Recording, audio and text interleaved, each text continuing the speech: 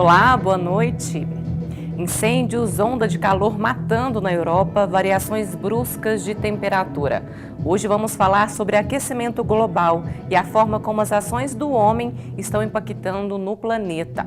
Na bancada recebemos o climatologista Lanzo Erques Júnior. Veja também, Organização Mundial da Saúde alerta para o aumento global dos novos casos de Covid-19. E tem mais informação sobre economia, cultura e muito mais. O Jornal da UFO começa agora.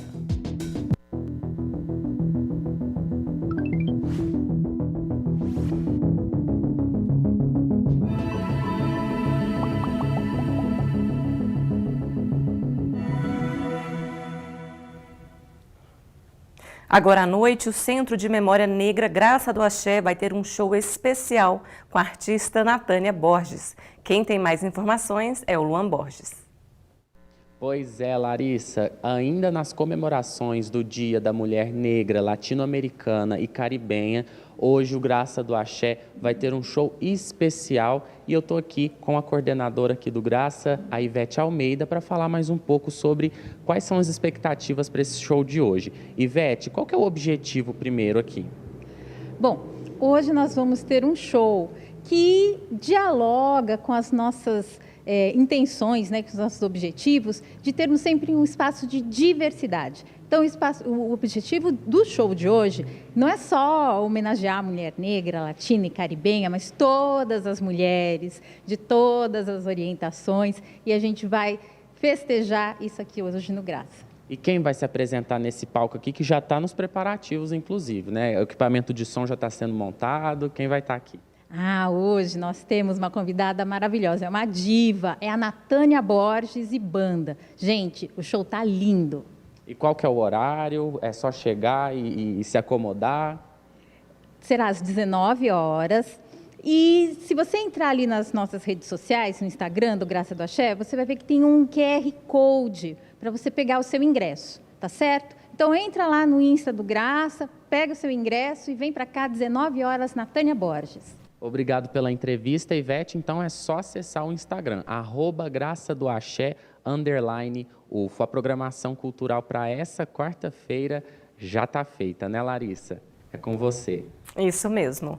O Graça do Axé fica na Avenida Cesário Alvim, número 4187, no bairro Roosevelt. Fica aí então o convite. E a inflação provocou o aumento das vendas do macarrão instantâneo, isso mesmo. O produto se tornou mais atrativo. A Organização Mundial da Saúde alertou para o aumento global dos novos casos de Covid-19. A Europa voltou a ser um dos epicentros da doença e já contabiliza o mesmo número de doentes de julho do ano passado.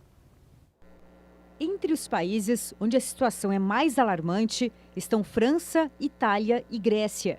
Essas nações são as que mais atraem turistas no verão e não há qualquer tipo de restrição sanitária. A Europa vacinou 73% da população, bem menos que os 90% recomendados pela Organização Mundial da Saúde, índice considerado mais seguro para a proteção geral. O diretor da OMS na Europa, Hans Klug, falou que a Covid não pode ser subestimada. Mesmo com a testagem sendo negligenciada, os números aumentam. Isso indica que o vírus tem feito muito mais vítimas do que se sabe. Mesmo diante do quadro, a maioria dos governos se recusa a impor novamente lockdowns e a obrigatoriedade da máscara. A comunidade científica já olha para o inverno, quando a tendência de doenças respiratórias é maior. A situação não é diferente no restante do mundo. Apenas pouco mais de 60% da população mundial está imunizada. Nos países pobres, principalmente no continente africano, esse índice cai para 11%. Os Estados Unidos têm a segunda maior média móvel de novos casos e mais de 400 pessoas morrem com a doença por dia, um aumento de 38% em 2 semanas. Na América Latina, a vacinação atinge de 60% a 70% da população, mas a falta de cuidados também fez a contaminação aumentar pelo menos 27%. No Brasil, a situação é considerada estável. A média móvel de mortes por Covid-19 é de 192 pessoas por dia. Agora vamos ao tema destaque da nossa edição de hoje, o aquecimento global. O calor extremo que atinge a Europa traz reflexos negativos para a economia em todo o mundo. E a longo prazo, o aquecimento do planeta será responsável pela redução na produtividade dos trabalhadores a nível mundial. O governo de Portugal emitiu nesta quarta-feira um alerta máximo por conta das ondas de calor que atingem a Europa. Desde o início do mês, mais de 1.000 portugueses morreram em decorrência das altas temperaturas. Na Espanha, o governo já conta mais de 500 mortes. São vítimas do aquecimento global. Para a Organização Meteorológica Mundial, esses eventos extremos serão cada vez mais frequentes. Os efeitos nocivos desse calor em excesso atingem também a economia. Colocam em risco a produção alimentar, o fornecimento de energia e aumentam o risco da escassez de água. Um estudo feito pela Organização Internacional do Trabalho há 3 anos já previa que as perdas econômicas provocadas pelo estresse térmico podem chegar a 2 trilhões e 400 bilhões de dólares em 2030, quase o dobro do PIB do Brasil no ano passado. Ainda segundo a OIT, o aumento do calor será responsável por uma queda de 2% ao ano no número de horas trabalhadas. Você fica cansado muito rapidamente, você gasta muita energia e você perde muita água, né? Segundo o painel intergovernamental de mudanças climáticas, o excesso de calor pode tornar inviável o trabalho ao ar livre na maior parte do ano. Essas massas quentes agravam um problema que já está fora de controle, a poluição do ar. Então a gente vem ao longo de décadas poluindo e está culminando nisso. Quando você tem o efeito somado da poluição com o calor, isso fica ainda pior, é tudo intensificado. As ondas de calor são fenômenos naturais do planeta, mas a frequência, a duração e a intensidade desses eventos estão ligadas ao aquecimento provocado pela atividade humana. Frear as práticas que aceleram esse processo é fundamental para reduzir os impactos econômicos das mudanças climáticas e garantir a nossa própria sobrevivência. O que nós estamos assistindo é a ponta do iceberg. A mudarmos radicalmente, abandonando os fósseis, carvão em primeiro lugar, é indispensável para evitar uma situação muito mais complicada que a atual, no que a gente sabe, mas também muito complicada pelo que a gente não sabe. E para falar sobre o aquecimento global, recebemos aqui no estúdio ao vivo Lanzo Hertz Júnior, climatologista. Boa noite, seja bem-vindo. Boa noite, Larissa. Obrigado pelo convite. Nós que agradecemos sua presença. Então, qual que é a sua análise sobre essa reportagem que a gente acabou de assistir, esse aquecimento global e esses impactos a nível mundial também? A ocorrência da queimada, ela não é algo inovador, sempre existiu ao longo da história, estou falando de milhões de anos.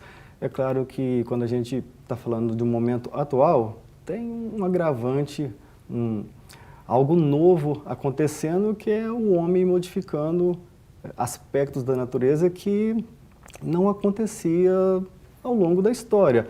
Então, como a intervenção no homem, tirando parte do carbono que está na parte sólida ou líquida, por vezes estocada na crosta terrestre, ela está indo agora para a parte gasosa, ficando no estado químico, né, gasoso, na atmosfera. Então isso acaba fomentando esse aumento de temperatura e acaba agravando esse tipo de situação que já era natural, mas acaba sendo então agravado. Mas é uma onda de calor muito grande na Europa, né? O que explica isso? A gente olhando os campos meteorológicos, que é olhando os mapas, as previsões, havia o que a gente chama de ondas planetárias, que é no campo de pressão, aí tinham sistemas de alta pressão. Essa alta pressão não deixa a nebulosidade se formar e uma massa de ar quente, olhando para a Europa, se deslocou, né, no norte da África e foi rumo a essa região. Então, nos altos níveis da atmosfera, 5 quilômetros mais ou menos, havia um ar quente e mais seco. Ora, se está quente, esse ar já vai quente, está seco, não forma nuvens. Se não tem nuvens, não forma esse sombreamento em superfície. Como no hemisfério norte tem mais continente do que água, esse aquecimento da superfície é mais rápido. A gente chama que a questão do calor específico do continente é mais intenso, mais rápido do que na água. E como lá tem muito continente, então acaba esquentando mais. Então, partes da Espanha, Inglaterra, França, que além de ter o calor, acabou que isso acaba desencadeando também matéria seca, mas ficando no solo e acaba formando então mais queimadas, cada vez ficando mais intensa porque a gente vai olhando o aquecimento global aumentando gradativamente. E quais os reflexos aqui no Brasil? Como no caso no Brasil, assim, mesmo falando também da questão dos Estados Unidos, e a gente olha meio de uma forma conjunta, isso tem uma certa conexão. É interligado, né, sim, Manzotti? mas acaba que os sistemas meteorológicos que estão atuando são diferentes. Então, na Europa havia uma atmosfera, uma circulação lá, nos Estados Unidos outros, e aqui outra. Nesse exato momento, eu falo hoje, né, o mês de julho, parte do centro-oeste, do sudeste está seco, isso chega a não... muito seco, né? Chega a não ser novidade. Então a gente, mais ou menos aqui, vamos falar no Triângulo Mineiro, mais ou menos, a média seria ficar entre 55, 65 na umidade ao longo do dia, às vezes a umidade mínima 40. A gente vai observando aí que, por exemplo, Uberlândia está na faixa dos 25, mas no ano passado, que tiveram as geadas, estava mais seco ainda. Então, esse ano dá para olhar a questão do copo meio cheio, mas quando a gente olha para um contexto geral, aí é o copo meio vazio. Com certeza. E acabam gerando também as queimadas, incêndios. Nós temos uma reportagem preparada sobre esse assunto. Nos Estados Unidos, incêndios sem controle, como aconteceu recentemente na Califórnia, obrigam milhares de pessoas a abandonarem suas casas. Acompanhe na reportagem. O fogo começou na sexta-feira e já destruiu mais de 6 mil hectares de florestas. 2 mil bombeiros e 17 helicópteros trabalham para controlar as chamas.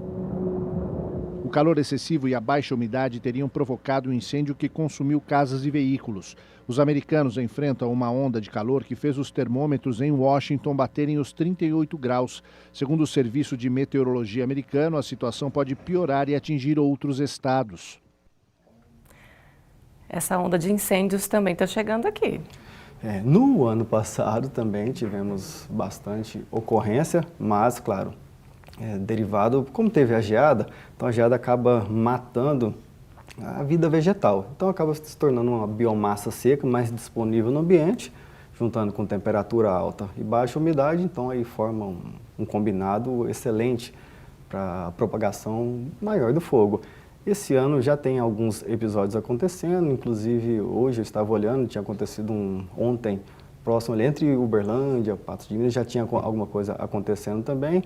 Claro que esse ano, por estar um pouco menos seco quando comparado com o ano passado, mas a temperatura esse ano está muito mais quente.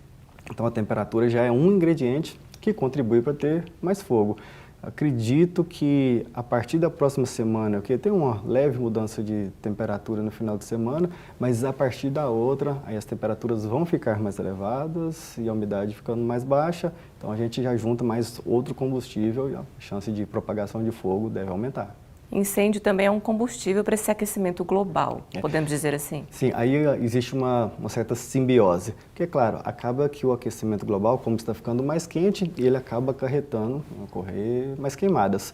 Só que quando também ocorre a queimada, então tem uma maior liberação do carbono que estava na parte do caule, dos galhos, nas folhas, e ele está estocado, então, de uma forma sólida ali, dentro da vida vegetal. E a combustão nesse material acaba tirando o CO2, o carbono estocado dessa maneira e transportando ele para a atmosfera. E na atmosfera, onde ele interage com a radiação solar, que armazena calor, efeito estufa, que acaba gerando aquecimento global. E quais os outros impactos desse efeito estufa, desse aquecimento, dessas queimadas, né? Além da saúde, tem também na economia, né? Dos produtores rurais? De maneira geral, como a gente acaba alterando o sistema climático de alguma maneira, aí toda a parte desse sistema climático, que é a parte de águas, criosfera, a parte de gelo, a biosfera, a parte viva, tudo isso é impactado. Existem várias formas da gente relacionar isso. Uma delas a gente chama de mecanismos de teleconexões, de feedbacks, que ele pode ser positivo ou negativo. Então, por exemplo, se tem mais sol chegando na superfície, o sol está chegando, mas aí você tem a parte do gelo que reflete essa energia de volta para o espaço. Você vai diminuindo o gelo, cada vez mais calor vai ficando armazenado aqui na nossa região, né? Então, a parte do aquecimento global acaba que interage com todas as esferas. Como vai esquentando, o principal impacto é que a atmosfera vai conseguindo armazenar mais calor, que armazena mais água, pode gerar mais chuva intensa em alguns locais e seca em outros locais. Isso ocasiona também essas mudanças drásticas de temperatura. Nós estamos no inverno, né, mas esse calor aqui em Uberlândia, né? Como que explica isso? Aí acaba que são sistemas meteorológicos que eles podem sim ser agravados ou impactados por uma alteração global de maneira geral. É claro que a gente está olhando uma frente fria que sempre ocorre na nossa região. Só que ela, mais uma vez, se a gente está alterando todo um estado atmosférico, uma questão climática, você pode acabar impactando essa questão, como, por exemplo, foi no ano passado. As frentes frias acabaram ficando mais fortes, a gente ainda está sobre um período de laninha, que é um mecanismo de teleconexão, que tem impactos aqui na América do Sul.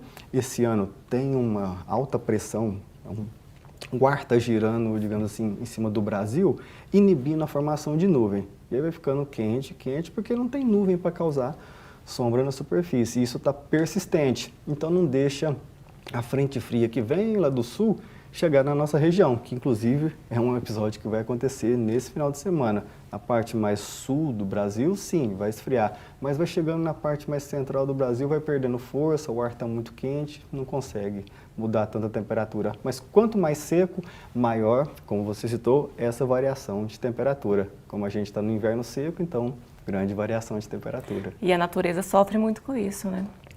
Como um dos principais impactos que eu avalio, e às vezes é até difícil dimensionar, porque quando a gente fala de perda econômica, é o que a gente acaba colocando num gráfico e avaliando.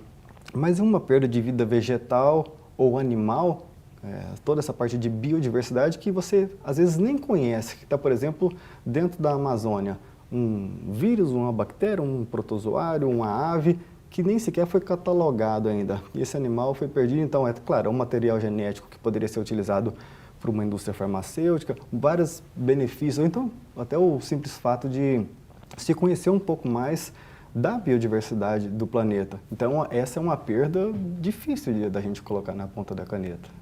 E você tocou no assunto Amazônia, nossa riqueza, tema da nossa próxima reportagem, que é para falar mais de Brasil, né? Nós separamos uma reportagem exibida no mês passado, na qual o secretário-geral das Nações Unidas, Antônio Guterres, fala sobre o sistema energético mundial e que estamos bem perto de uma catástrofe global. Peter Itaalas disse a jornalistas em Genebra que o desmatamento na Amazônia tem tido grande impacto sobre o clima no mundo e pode trazer prejuízos importantes para o país, como o painel intergovernamental sobre mudanças climáticas já alertou.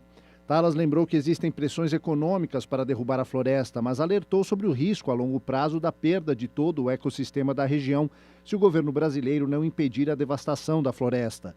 O relatório Estado do Clima 2021 também reúne dados sobre a região e destaca, por exemplo, o recorde no nível do Rio Negro, que passou dos 30 metros em junho. Ao mesmo tempo, as chuvas abaixo do esperado causaram secas importantes em outras áreas da América do Sul.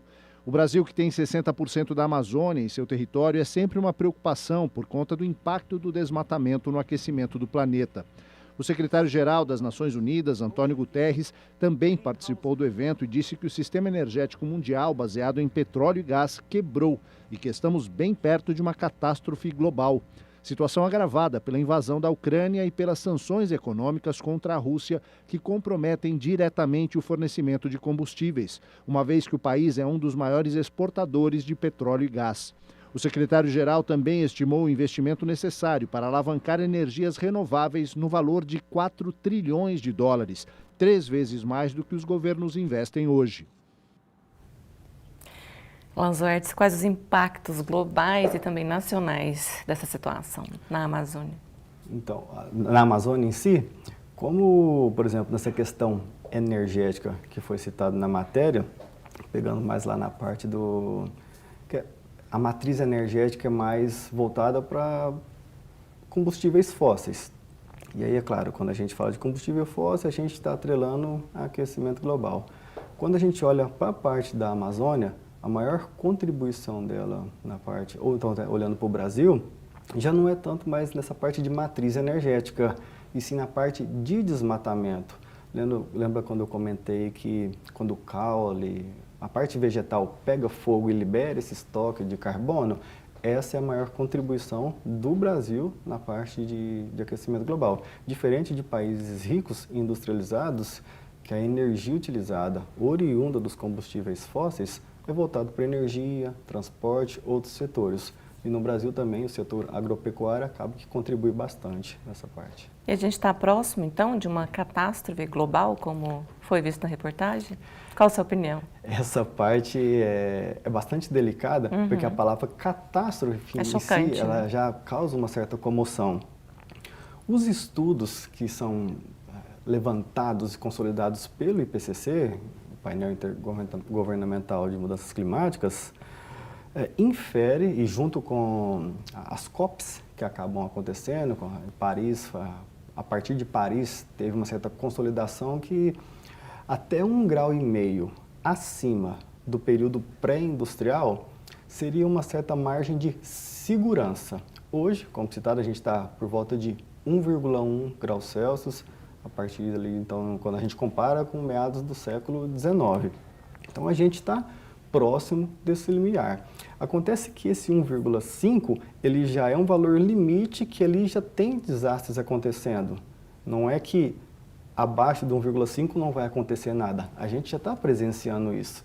Mas à medida que vai aumentando, maior essa, como eu comentei, a atmosfera vai conseguindo reter mais calor, mais água, e acaba que algumas regiões do planeta acabam ficando mais chuvosas e outras mais seco. Então, se a gente hoje está no 1,1, como citado na questão da matriz energética na Europa, que agora os países vão ser um pouco mais pressionados a mudar sua matriz energética, saindo de energia mais limpa e olhar um pouco mais para gás natural, que é a questão da Rússia. Então, isso pode pressionar a uma maior emissão de gás carbônico agora na atmosfera por causa dessa questão da guerra na Ucrânia e na Rússia. E é importante também a mudança das atitudes do homem em relação à natureza, que impactam também no aquecimento global e tudo mais. E aí acaba que, se a gente está falando de homem, cada país tem uma certa cultura, lida com a natureza, ou então a indústria daquele país tem uma certa base. Então, o Brasil, por exemplo, tem um agronegócio forte e que é um dos fatores que acaba contribuindo na questão de, por vezes, desmatamento, ações de mineração. São contribuições que acabam pegando, então, o estoque de carbono, mais uma vez, que está aqui na biosfera, armazenado, estocado, e transporta esse carbono para a atmosfera, em forma de CO2, dióxido de carbono, que é um gás de efeito estufa, que acaba promovendo, então, o aquecimento global. Então, para a gente encerrar, deixa uma mensagem para quem nos assiste, nos ouve, sobre esse aquecimento global e tentar mudar a consciência das pessoas, né, para cada um fazer a sua parte para tentar melhorar o futuro de todos nós. Existe aquela política do reutilize, reuse ou repense. Essa seria um start interessante da gente começar a pensar em todos os produtos que têm uma pegada de carbono, ou seja, na construção de um smartphone, um veículo individual. É claro que a nossa ação individual, ela não consegue ser tão grande quanto uma política adotada por um determinado país para redução de práticas, boas práticas com relação à questão de emissões dessa pegada de carbono. Por isso vem as COPs, que é os compromissos que os governos fazem para reduzir essas emissões. Mas o contexto atual me parece um pouco contraditório nesse sentido. O que eu acredito e propago é que o efeito estufa, ele é algo que existe, e aí a gente acaba entrando numa questão que isso já foi embate, digamos assim, em palco de fake news, essas coisas não existem, aquecimento global, coisa de farsa, mas nos próximos anos... A realidade está aí, né, mostrando. Se a gente continuar com essa mentalidade, nessa forma, Muitas áreas serão de fato afetadas e como a matéria também citou que a economia sofre com isso, se a gente é uma parte do agronegócio que é muito voltada a isso, áreas que chovem bastante e precisa dessa água para germinação de sementes, gerar toda a parte do fruto ou da commodity em si, acaba sendo afetado. Então, isso é uma realidade. O que a gente precisa fazer é aceitar ela de fato e agora a gente vê o que a gente pode fazer para mudar essa realidade. E aí, claro, tem todo um estudo e direcionamentos para a gente tomar para ter melhores decisões para, pelo menos, tentar atenuar ou atrasar esse 1,5 chegar. Digamos. Isso mesmo. Obrigada, uma boa noite, viu? Até a próxima entrevista aqui no Jornal da UFO. Eu aguardo mais um convite. Com certeza virá. Tchau, tchau. Então vamos agora à previsão do tempo para Uberlândia e região nesta quinta-feira.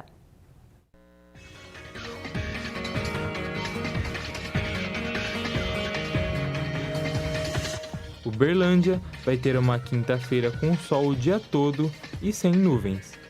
A umidade do ar pode chegar a 18%.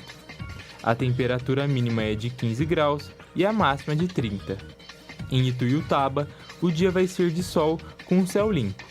A umidade do ar pode chegar até os 15%. Temperatura mínima de 18 e máxima de 33 graus. Patos de Minas vai ter uma quinta-feira de sol e tempo firme. A umidade do ar pode chegar aos 25%, mínima prevista de 12 graus e máxima de 32. Em Monte Carmelo, o dia também vai ser de sol. A umidade do ar pode chegar aos 22%, temperatura mínima de 13 e a máxima de 29 graus. Prata terá sol o dia todo, sem nuvens. A umidade do ar pode chegar até os 15%. A temperatura fica entre os 18 e 33 graus. E começaram hoje as inscrições para o curso híbrido Adolescentes Poliglotas, que é elaborado pelo projeto de extensão do curso de Relações Internacionais da UFO. As inscrições se encerram amanhã ao meio-dia. Podem participar alunos do 6º ao 9º ano do Ensino Fundamental 2, de 11 a 14 anos. Serão ofertadas 75 vagas.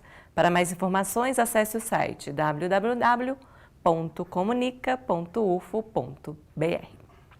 E amanhã às 5 da tarde tem um novo episódio do UFOcast, o videocast aqui da UFO. Confira qual vai ser o tema dessa semana. Oi Larissa, oi para todo mundo que acompanha o Jornal da UFO.